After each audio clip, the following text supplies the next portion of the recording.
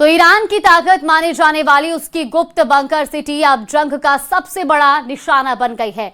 पहाड़ों के अंदर बनी इन अंडरग्राउंड सुरंगों में ईरान ने हजारों मिसाइलें छिपा कर रखी थी ताकि किसी भी हमले का जवाब दिया जा सके। लेकिन अब हालात बदल चुके हैं। अमेरिका और इजराइल की निगरानी इतनी तेज है कि ईरान की कई मिसाइलें लॉन्च होने से पहले ही तबाह कर दी जा रही हैं। अब सवाल ये कि जो बंकर कभी ईरान की सबसे बड़ी ढाल थे, क्या वही अब उसकी सबसे बड़ी कमजोरी बनते जा रहे हैं?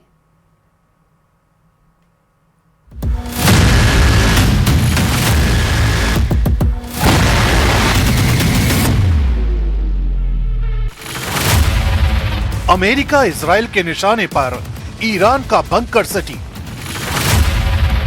ईरान के सबसे खुफिया मिसाइल कारखाने पर दुश्मन की नजर।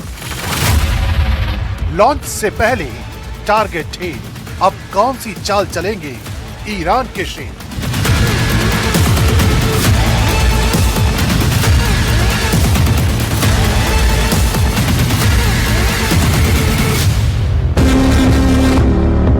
ईरान की मिसाइलों को उसकी असली ताकत माना जाता है। इन्हीं मिसाइलों से ईरान ने अमेरिका और इजराइल को गहरे जख्म दिए हैं। यही वजह है कि अब महायुद्ध के इस भयानक पड़ाव पर अमेरिका और इजराइल ने अपनी रणनीति को बदल लिया है। अब ईरान के उस बंकर सिटी को टारगेट किया जा रहा है जिसे ईरान की रियल पावर माना जाता है।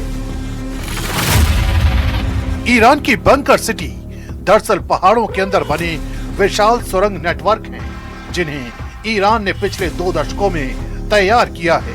इन सुरंगों में बैलिस्टिक मिसाइलें, लॉन्चर और ईंधन तक सुरक्षित रखा जाता है। कई बंकर इतने गहरे हैं कि सामान्य बमों से उन्हें नष्ट करना मुश्किल माना जाता है।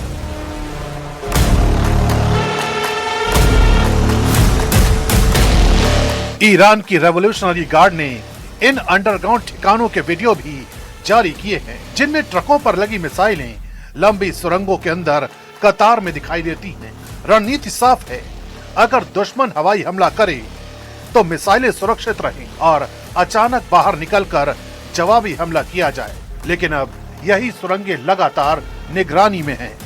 I'm once again calling on all members of the Iranian Revolutionary Guard, the military and the police to lay down their arms. They're only going to be killed.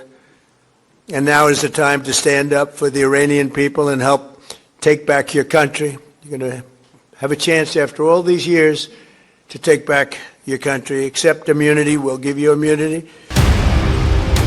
America और इजराइल ने इन बंकर सिटीज को खोजने के लिए hi tech निगरानी तंत्र तैनात किया है।